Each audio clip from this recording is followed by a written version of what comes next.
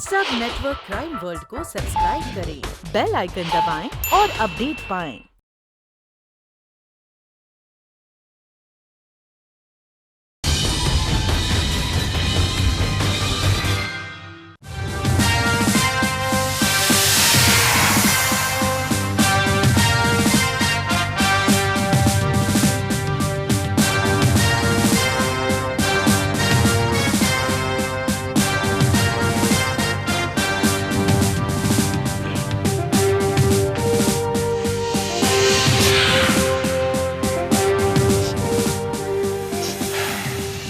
It's a real tough case, Mr. Dharmesh Narang.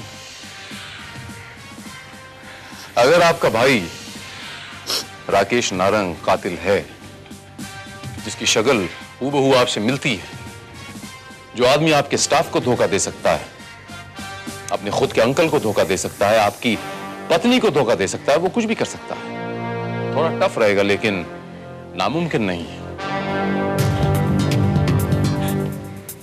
Sir, ये revolver हमें तलाशी में मिली है। This is murder weapon.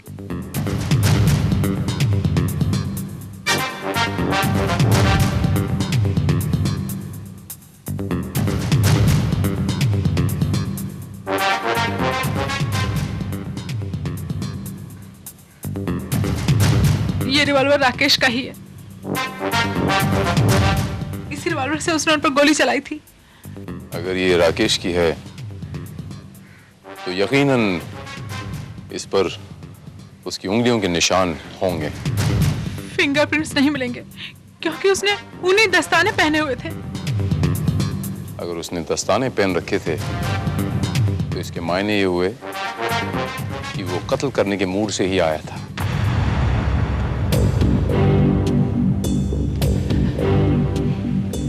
जी नहीं, वो रुपए हासिल करने आया था।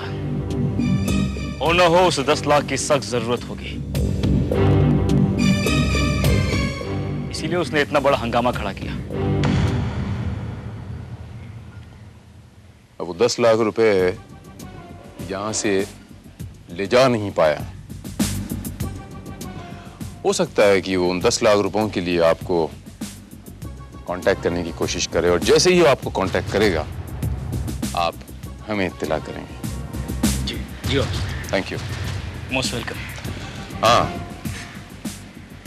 वो आपका भाई है लेकिन अभी वो एक कातिल है। उसने आपके अंकल का खून किया है। ओके?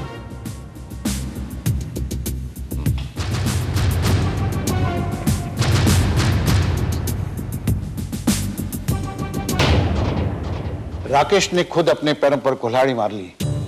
कानूनन अब वो नारंग साहब की प्रॉपर्टी में से एक भी पैसे का हकदार नहीं, क्योंकि कानून जुर्म करने वालों का साथ नहीं देता। अब इस सारी की सारी विरासत के हकदार मिस्टर धर्मेश आप होंगे। लेकिन अंकल तो कामिनी जी के नाम सब कुछ करने वाले थे।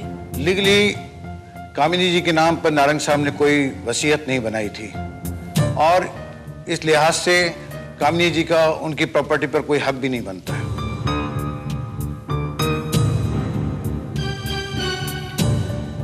बट वकील साहब, मुझे लगता है कि अंकल की इच्छा का मान करते हुए कामिनी जी को भी हिस्सा मिलना चाहिए। उन्हें आप 2% दे दीजिए। देखिए, एक बार तो सारी की सारी प्रॉपर्टी आपको टेक ओवर करनी पड़ेगी। फिलहाल आप इस फॉर्म पर साइन कर दीजिए, उसके बाद आप जो चाहें वो कर सकते हैं। जी।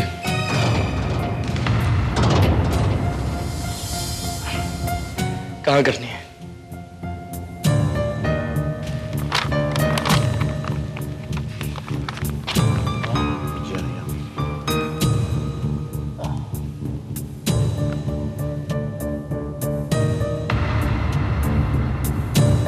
Thanks mister Dharmesh. क्या मैं ये सिग्नेचर्स देख सकता हूं? श्योर।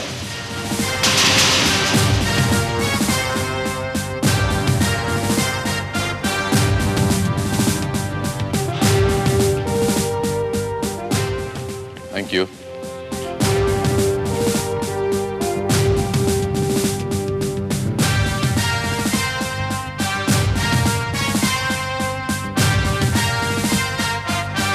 डी नारंग।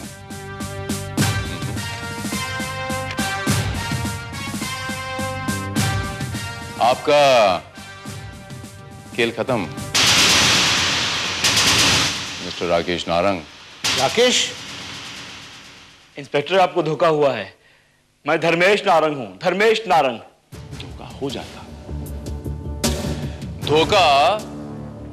हो जाता अगर धर्मेश नारंग अपने सिग्नेचर्स ना बदलता तो।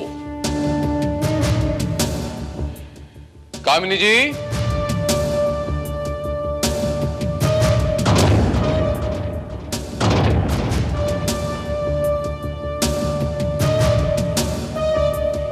ये देखिए मिस्टर जगतानी, ये उस एफिडेविट के पेपर्स हैं जो आज ही धर्मेश ने बनवाई है। She is lying inspector. मैंने सिग्नेचर नहीं बदले हैं। आपने थोड़े ही ना बदले राकेश बाबू, असली धर्मेश नारंग ने बदले हैं, जिसे अगवा करके आप उसकी जगह लेने की कोशिश कर रहे थे, लेकिन वो आपके चुंगू से बच निकला। आपका सारा का सारा प्लान चौपट हो गया। ये आप क्या कह रहे हैं?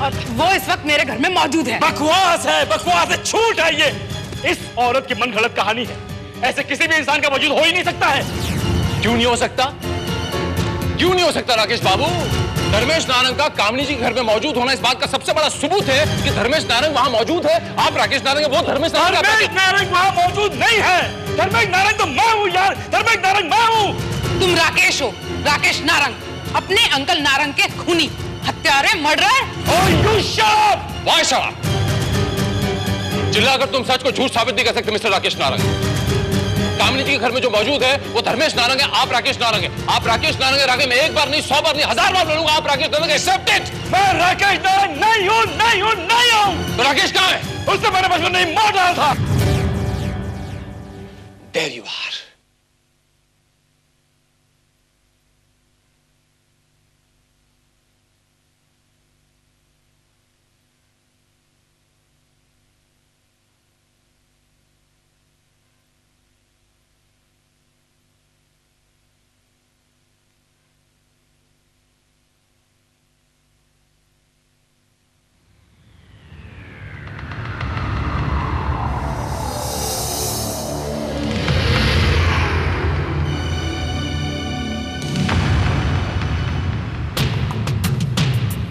राकेश बचपन में ही मर चुका है, लेकिन तुमने तो कहा था कि वो घर छोड़कर। हाँ, वो घर छोड़कर गया था। मगर राकेश रुक ना राकेश। नहीं, मैं 1 मिनट भी नहीं रुकने वाला। तेरे वजह से मुझे हमेशा मार गिरती है और तू चुपचाप देखता रहा। बोल, पैसे तूने चुराए ना? जाने दे मेरे भाई, जो हुआ उसे भूल जा। घर चल, ताकि तू इसी तरह चोरी करता रहे और मेरा नाम लगाता रहे। चल, मैं घर चलता हूँ, मगर मैं अंकल को सब कुछ बता दूंगा। तू अंकल को बताएगा?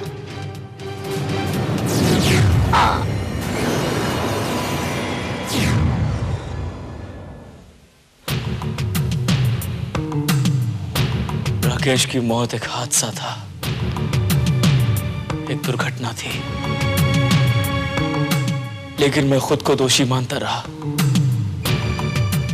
इसीलिए ये बात मैंने किसी को नहीं बताई।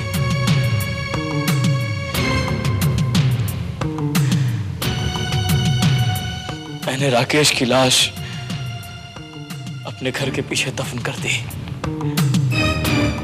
और ये राज मेरे सीने में दफन होकर रह गया। और इसी राज का आपने बखूबी फायदा उठाया। जब आपको पता चला कि आपके अंकल की शादी होने वाली है, वो शादी करने जा रहे हैं, तो आपने उस मरे हुए राकेश को जिंदा कर दिया, अंकल का खून किया, ताकि इल्जाम उस मरे हुए राकेश पे चला जाए और आप आपके अंकल की पूरी प्रॉपर्टी के इकलौते वारिस बन जाएं। करेक्ट? लेकिन वो आदमी कौन है जो कामनी जी के घर पर मौजूद है? वो कोई नहीं था नंदिनी जी, वो हमारी तरफ से इनसे सच उगलवाने के लिए एक साइकोलॉजिकल ट्रीटमेंट थी, मानसिक दबाव। क्योंकि ये अच्छी तरह जानते थे कि इनका कोई हमशक्ल तो है ही नहीं। यानी आप पहले से जानते थे? जी हाँ वकील बाबू, हम पहले से ही जानते थे। शक तो मुझे उसी दिन हुआ जिस दिन धर्मेश के हाथों में मैंने वो अंगूठी में वो दस्ताने का धागा देखा, वो ऊन का धागा। Thank you mister Dharmesh Narang.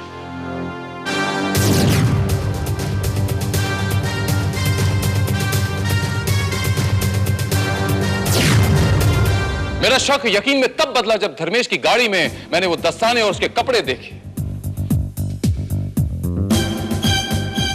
मैं तो इसे बहुत पहले अरेस्ट करना चाहता था, लेकिन जब तक इसके जुड़वा भाई का राज नहीं पता चलता मैं इसे अरेस्ट कैसे करता।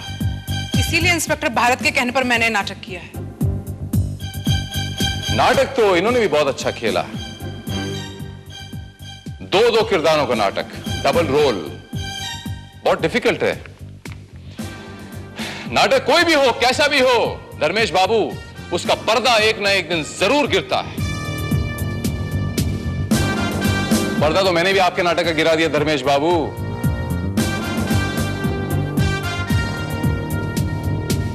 पर्दा गिरने के बाद कलाकारों को दर्शकों की तालियां मिलती हैं, मगर अफसोस आपको मिलेगी जेल की कालकोठरी।